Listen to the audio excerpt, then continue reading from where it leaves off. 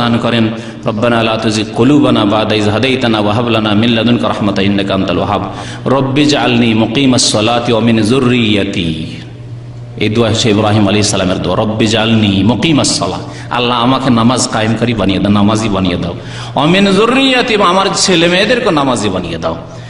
আজকে দুনিয়ার শিক্ষা দেওয়ার জন্য ছেলে মেয়েদের জন্য কত পরিকল্পনা তৈরি করছেন, না এখানে হইল না ওখানে পাঠাবো, ওখানে হইল না ওখানে পাঠাবো, কত কিছুই করছেন আপনি।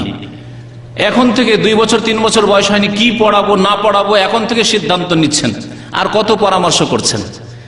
আর এই দোয়া হয়তো সারা জীবন চলে গেছে, কখনো করেন না। ইব্রাহিম খলিলুল্লাহ, আল্লাহর অন্তরঙ্গ বন্ধু, তিনিই দোয়া করছেন।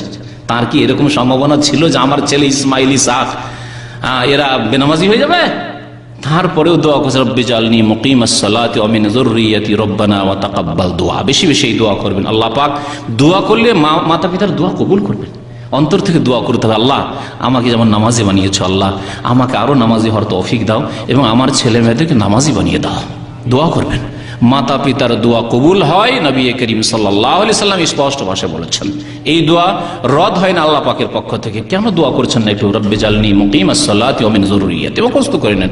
সূরা ইব্রাহিমের আয়াত যদি মুখস্থ নাও হয়, এখন সূরা ইব্রাহিম খুলবেন এবং সূরা ইব্রাহিমে বেশ কিছু দোয়া রয়েছে ইব্রাহিম আলাইহিস সালাতু সালামের, তার মধ্যে এটি একটি দোয়া, রব্বিজআলনি মুকিমাস সালাতি ওয়া মিন যুররিয়্যাতি রব্বানা ওয়া তাকাব্বাল দুআ রব্বানা তাকাব্বাল মিন্না ইন্নাকা আনতাস সামিউল আলিম ওয়া তুব আলাইনা ইন্নাকা আনতাত তাওয়াবুর রহিম।